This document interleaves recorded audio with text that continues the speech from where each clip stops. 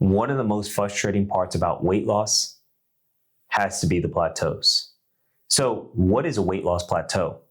I guess the simplest definition of a plateau is when your body weight or your body composition no longer is trending in the right direction. And so basically it means when you're stuck.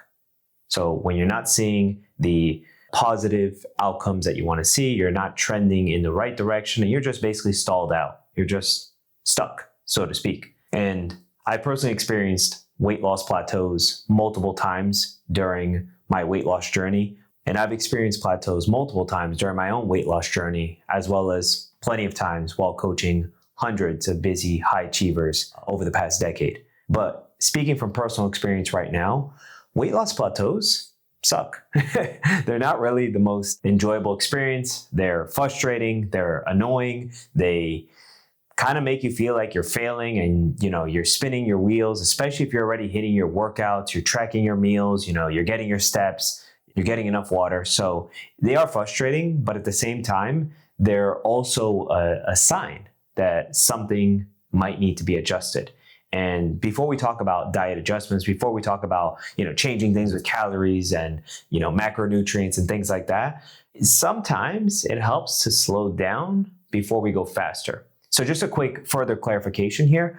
When it comes to weight loss versus fat loss, so we have like these two different kind of like paradigms right here. And a lot of people, they'll talk about weight loss right here. They're like, I'm stuck at a weight loss plateau. I want to keep dropping weight. And then we have fat loss over here where it's like we're primarily targeting body fat tissue loss. And so you can be at a weight loss plateau and technically still be dropping body fat. And at the same time, you can be dropping body fat and not be at a weight loss plateau. So there's a little bit of a crossover, a little bit of kind of like a mix and match here. But ideally, we want to prioritize fat loss if that's your primary goal. And if you're at a weight loss plateau, we want to identify, is there still fat loss occurring, or is that getting completely masked by the weight loss plateau? So the first problem here is making cuts too early. And when I say cuts, I'm talking about diet adjustments. So basically cutting calories too quickly. So when you cut calories too quickly without going through a simple checklist, which, spoiler alert, we're going to go through a simple checklist right now together. But if you're making diet adjustments too early without going through a kind of like a hierarchy of action steps, then oftentimes you might cut too early. You might cut calories too early, or maybe when it's not necessary, or even if, it might have been the incorrect decision. So having some sort of system where you can kind of just go through piece by piece, make sure that you're not leaving any stone unturned. And I guess I'll speak for myself and for a lot of the people that I've coached over the years, cutting out more calories probably shouldn't be your first move. And the reason why is that the deeper you get into a caloric deficit, the more and the faster your metabolism will slow down. So we want to actually, do the opposite. We want to make sure that we keep our metabolism revved up. We want to make sure that we are making the right decisions at the right time, with the right amount of dosage with regards to exercise and nutrition. And at the same time, just respect the laws of, metabolic adaptation, which basically means that exercise and nutrition over time, your body will adapt to these protocols. So your body will adapt to the current protocols that you have in exercise and nutrition or health. And over time, these protocols will become less effective. And so the caveat here doesn't mean you got to change everything every week where it's like, oh, I need another, 20 new exercises here. I got to do, another 10 new different recipes or things like that. I need to cut out more calories or things like that in the context of what we're talking about here. So you don't necessarily need to do that every week, but there is a time and a place for that. But at the same time, we have to respect the process of body transformation. And body transformation does include a hierarchy of decision making. And sometimes it's easy to make a hasty decision if you're not seeing the whole picture all at once. The next problem I'll talk about real quick, and then we'll go into the diet adjustments flowchart, is when you make diet adjustments early or incorrectly, or maybe not at the right time, it does make dieting harder because now you've reduced your caloric intake even further. And also, it could potentially increase muscle loss, especially if you aren't being careful with the cuts or the diet adjustments. So just Couple things to keep in mind is number one, making diet adjustments at the right time, obviously for the right reasons. And then number two is we just want to be careful about muscle preservation, especially if you're making diet adjustments too early or maybe, not at the right time. We don't need to always cut out calories. Cutting out calories does come at the right time, at the right place, but at the same time, it's not always the first thing. Oftentimes when we go through this checklist, you'll find that, holy crap, I should have been working on my steps. I'm barely moving every day. Or, my sleep is terrible. I'm getting terrible sleep quality. So it's really looking at the checklist from more of a holistic perspective, but at the same time from a, effective physique perspective, where it's like, I want to get effective, physique and body composition results. But at the same time, I got to respect the laws of body transformation. So let's break it down and let's look at the diet adjustments flowchart together. So I'm over here on our website and I'm on a specific guide here called How to Break Through Weight Loss Plateaus. And by the way, guys, if you want this free guide, I'll drop it below in the description. So feel free to grab a free link in there. What this guide will do, it's going to give you a very simple checklist to go through. It's what I call the diet adjustments flowchart. And we'll go through this in just a second. But feel free, I'm not going to go through the whole guide right here, but there's a lot of great points here specifically with how to navigate different parts of a weight loss plateau, how to adjust different things in terms of health behaviors, fitness metrics, things like that. And then obviously the big question is, how do I break through the plateau? So again, this is very contextual. It is very individual because, everybody has different circumstances. Everybody has a different potential reason why they may be actually stuck at the plateau. So use this guide at your leisure and just go through it and see where your potential sticking point might be. So let me just come down here and let's look at the flow chart together. So I'll start off here at the top. So is your weight stalled and at a plateau? Yes, Gabriel, I'm stuck at a plateau. That is why I'm watching this video. So let's look at that right here. So the first order of business here is to see, have you actually been in a caloric deficit as a minimum at least 5 days a week?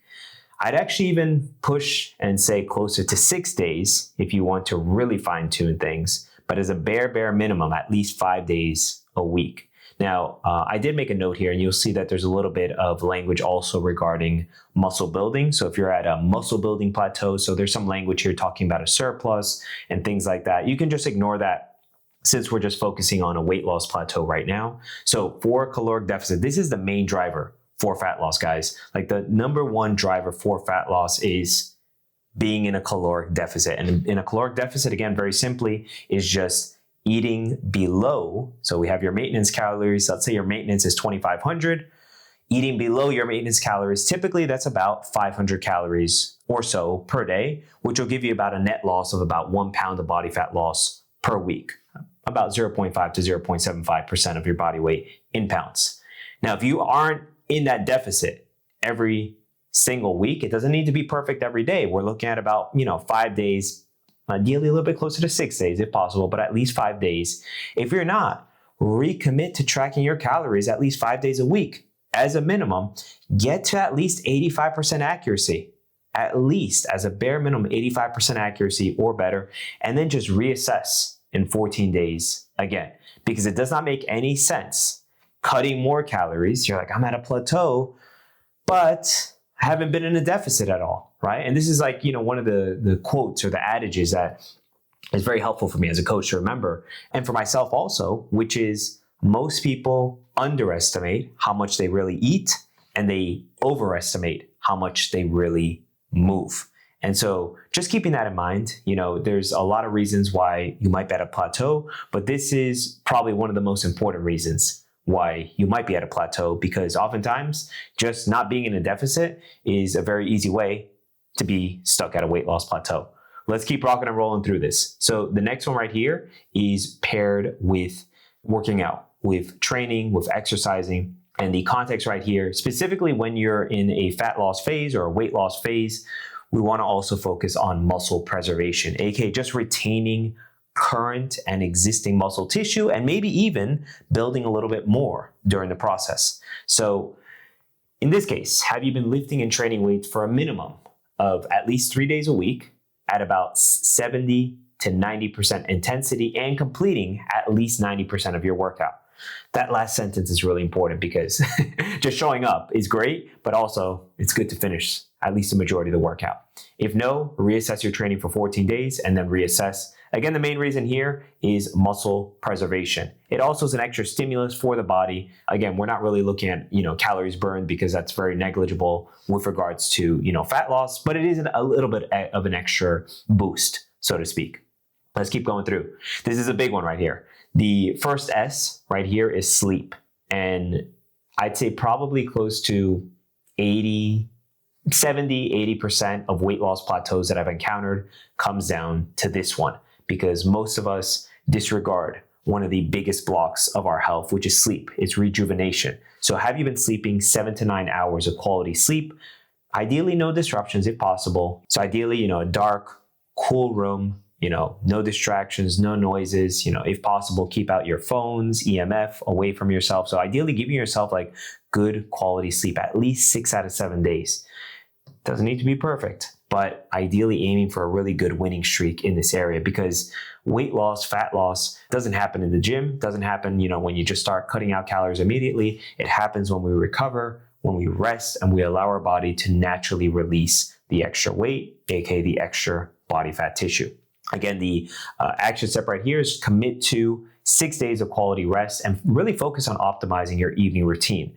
Oftentimes with sleep challenges, sleep problems, it's our environment, it's our routines. And so really setting up those routines for success is the biggest leverage point to unlock sleep success. So again, do this for 10 days and then reassess. Let's go to the next S, which is stress. Have your stress levels consistently been less than a 5 out of 10? So 10 being the highest and then 1 being the least. And so 5 out of 7 days, has your stress been below a 5 out of 10? If it's not been, you might be a little bit overstressed. You might be carrying some chronic stress, whether it's work, family, life, relationships, even exercise. Exercise is a physiological stressor.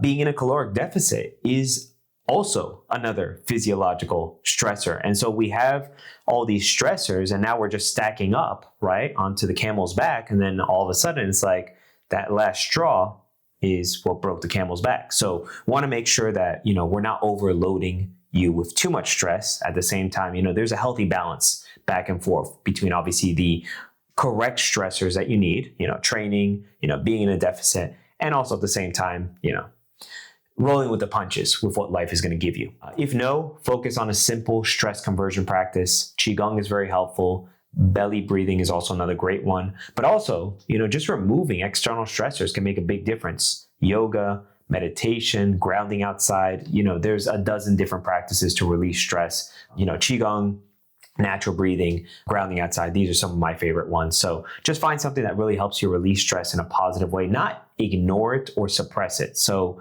as much as I'll say, maybe binge watching movies or Netflix or things like that might be, a way of releasing stress, it may not actually be converting it. You may just be kind of like pushing it to the side. So just really looking at something like what allows me to like really recenter of myself, come back to a place where I'm, a bit more grounded, so to speak, and then just move on with my life from there. Do that for 10 days and then reassess. Next couple ones we'll rapid fire through right here. Have I been hitting 7K minimum to 9K steps per day on average? Weekly total should be about 50K steps. If no, increase your steps. Big reason why, a lot of us, we overvalue the amount of calories that we burn from exercise, but we undervalue the amount of calories that we burn throughout the rest of the day. And so this is really the difference between NEAT versus EAT. So NEAT is non-exercise activity thermogenesis, while EAT is exercise activity thermogenesis. Basically, a very fancy way of saying that NEAT is all your non-exercise related activities, and EAT is your exercise related activities. And again, to repeat that quote, most of us, we overvalue the exercise related activities, aka like how many calories did I burn in that HIIT class? How many calories did I burn in that strength workout? And then we undervalue the amount of calories that actually we're just constantly burning just by things like this, just me moving my hands, just like this, like standing up, sitting down, walking throughout the day, things of that nature. So more like just non-exercise related, because the longer you're in a deficit, again, metabolism is slowing down. You're adapting, metabolic adaptation is occurring. You're adapting to the exercise and nutrition. So your body's like naturally saying like, hey, put the brakes on. Like, let's slow down. Let's sit more often. Let's like just, why go out, for that extra walk, things of that nature. So we want to be mindful of that, because now things are slowing down. The body's putting on the brakes. So we want to be mindful of that, oh, I'm actually, becoming a little bit more lethargic or not moving as often. So let's make sure we keep a pulse on that. And so that's why the steps are very important. So just moving to the next part in the checklist right here is, have you increased your carbohydrate or your salt intake recently? Both of these do lead to an increase in water weight fluctuations. So just be mindful. If you've had, maybe you went out on a Friday night and it's like, holy crap, I gained 3 or 4 pounds. Just be mindful that, higher carbohydrate, higher salt intake, they can just lead to water weight fluctuations and or any weight loss plateaus. And again, your weight should even out. If you look at the action step right here, your weight should even out over the next few days. Just observe, monitor your rate of progress, and then do this for 7 days and then reassess. Next one right here. So have you been in a caloric deficit fat loss for longer than 4 months? Now this is one that a lot of people may not be aware of. And we can ignore the one right here for surplus because that's for muscle building. So there's a rule that I like to use with our clients, which is essentially what we call the 4-to-2 ratio. So basically what it means is that for every 4-ish months of being in a caloric deficit, we want to come back up to maintenance calories and do a diet break and come back up to maintenance calories for about 2-ish weeks to basically reset your metabolism temporarily. Now, the reason why, or the problem here, is metabolic adaptation. Now, metabolic adaptation, I've referenced it a few times in this video, which is basically when your body starts to adapt to the current exercise, nutrition, and the health protocols that you're doing. So essentially what we want to do is basically just put a pause button on the adaptation that's going on. So for fat loss, we take a diet break, which again means you're basically going from your deficit and then coming back up to your maintenance calories, and then stay there for a few weeks. Again, this is contextual per individual. So, some people might be a little bit longer, a little bit less, just depending on case by case study, but typically it's for a couple of weeks. And so after the diet break, we can then reignite the caloric deficit, but there probably will still be some residual fatigue. Again, the longer you're in a deficit or a dieting phase, the more fatigue you're accumulating and you're building up. So again, all that fatigue, all that accumulation, it will need to be released afterwards, but it's just something to keep in mind. This is kind of like just putting a power pause on things as you're going through it, while at the same time just respecting, the process of body transformation. They've done plenty of studies on diet breaks, on basically pausing a deficit, and they found that over extended periods of time, I'm talking about like over a year plus, the people who kept the weight off and saw the best results with weight loss or body fat loss results were the ones that used intermittent breaks, aka diet breaks. So just something to keep in mind, especially if you're not just focusing on weight loss or body fat loss, but also keeping the weight off. So let's go down to the last couple of checkpoints here on the flow chart, which is, have you been severely under eating, or have you made any recent drastic caloric adjustments on your end? So this is for fat loss. So if you have, come back to a reasonable caloric deficit. So your body may be further fighting with metabolic adaptation. You might need to do a 14-day diet break to reverse the effects. Again, come back to your former targets, track for 14 days, and then reassess. The main premise with this one is just avoid drastic changes. Focus on sustainable, simple, and structured changes that make sense, but also without pushing yourself too hard. We want to have a good balance of challenging yourself, but also not just annihilating yourself. So want to make sure that there's a healthy balance with that. And then the last two right here is, are you already quite lean and you don't have that much remaining body fat to lose? And this is for fat loss goals.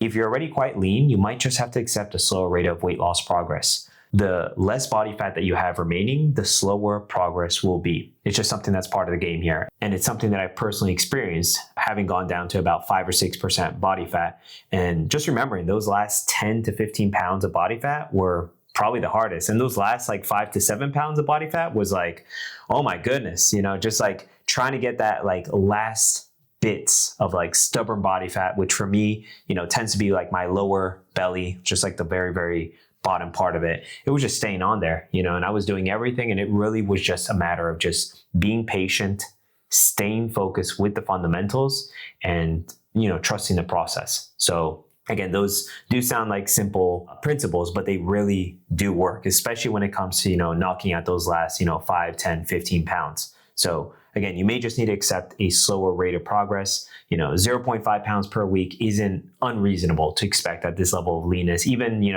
the leaner that you get might be a little bit slower than that. So again, track your progress for 14 days, just to assess where you're at. And then just so you have a pulse on, what might be actually going on here.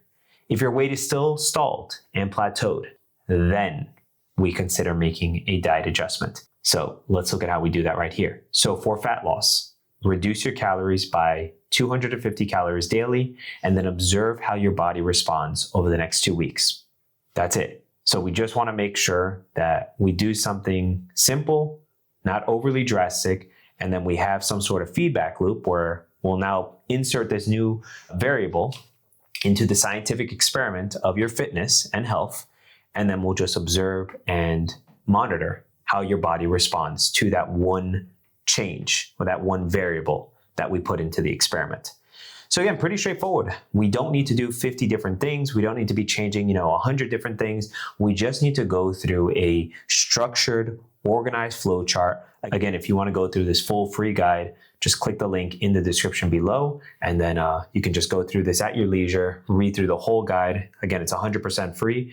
And then the flow chart is also part of the guide as well. So you guys can go through the flow chart, just go through it and just like piece by piece, just see like, okay, yeah, I probably need to work on the steps thing. Or, okay, I see that my sleep has really not been great the past couple of weeks. Or even just at the top of it is like, have I actually been in a deficit? Which is where a lot of people just need to do a little bit of, self-assessment there and just like take some time to acknowledge like, actually, probably haven't been in the deficit at all this whole time. Holy crap. Or even further down, if you're a bit leaner or, you've been having more carbs or salt, whatever it may be, go through the flow chart. Again, we want to keep this simple. We want to make sure that it's sustainable, structured, but also that it makes sense for your body and health. Sometimes, unrelated to a weight loss plateau, sometimes it may just be a good opportunity to just back off, to take a diet break, even if, it's only been a couple months, but you're not in the headspace to keep pushing out with the deficit. Maybe there's something going on personally with family, relationships, whatever it may be, work, career stress. So just giving yourself space, giving yourself grace, there's an opportunity, there's a time to push hard, and there's times and seasons where we may just need to relax a little bit more. So one of my favorite quotes when it comes to health and fitness, and even just life in general, is slow is smooth and smooth is fast. And being somebody who's chronically tried to overachieve in basically every facet of my life, slowing down, especially when it comes to new skills, new practices, and just allowing myself like an opportunity to make mistakes, to fail, and to be okay with that. Because, oftentimes I just tried to push too fast and too hard, and I've just overwhelmed myself so much. So if you feel like you're overwhelmed, if you feel like, you're taking on too much, especially in your health and fitness, especially if this is kind of like a new experience for you, or even if it's not, and you're just getting back into it, maybe you're a former athlete, maybe, you used to be in health and fitness, give yourself some grace, give yourself some space to fail, to make mistakes, to get some feedback, going through the flow chart. The flow chart's very helpful, especially if you're, if you got a lot of things going on and you're not sure, is it just my deficit? Was I even in a deficit this whole time? Making sure for weight loss, for fat loss, we know that a caloric deficit is the most important principle to drop body fat. But at the same time, it's not the only one, right? There's a host of other variables that are equally as important. And we also want to make sure that we're respecting the process of body transformation. So if you've been struggling with a weight loss plateau and you haven't been sure on how to break through it, hopefully this video gives you a little bit more clarity, points you in the right direction, and go through the guide, see where you may be stuck in the flow chart, make the necessary adjustments that you might need to make, and keep it simple. Focus on standards, your behaviors, over outcomes, your results. Focus on what am I doing today, this week, to move forward in my health and fitness versus, oh, I just got stuck and I'm just gonna feel bad about, the whole process. Your behaviors are the number one biggest leverage to the results that you want to see. And if you're stuck at a plateau and you're not seeing the results that you want to see, then go through the flow chart, review which one of the behaviors needs to be adjusted, and maybe it's just time to take a break, and that's completely fine. And if you want to learn which nutrition pyramid we should be using, but they never taught us in school, check out this video over here.